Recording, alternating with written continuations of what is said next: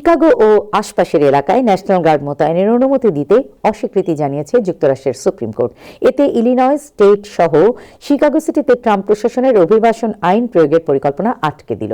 মঙ্গলবার ৬-৩ ভোটে দেয়া রায়ে সর্বোচ্চ আদালত নিম্ন আদালতের সিদ্ধান্ত বহাল রাখে। সুপ্রিম কোর্ট জানায়, এই মুহূর্তে টাইটেল 10 আইনের আওতায় ইলিনয়ে ন্যাশনাল গার্ড ফেডারালাইজড করার ক্ষমতা প্রেসিডেন্টের রয়েছে এমন প্রমাণ প্রশাসন দিতে পারেনি। গত অক্টোবরে অপারেশন মিডওয়ে ব্লিটজ নামে একটি অভিযানের পর বিক্ষোভ বেড়ে যাওয়ার প্রেক্ষাপটে টাইটেল 10 আইনের আওতায় ইলিনয়সকে ন্যাশনাল গার্ড মোতায়েন করে ফেডারেল নিয়ন্ত্রণে নেওয়ার অনুমোদন দেন প্রেসিডেন্ট ট্রাম্প। ইলিনয়ের গভর্নর জেবি প্রিস্টকার আগেই বলেছিলেন, রাজ্যে কোনো জননিরাপত্তার সংকট নেই।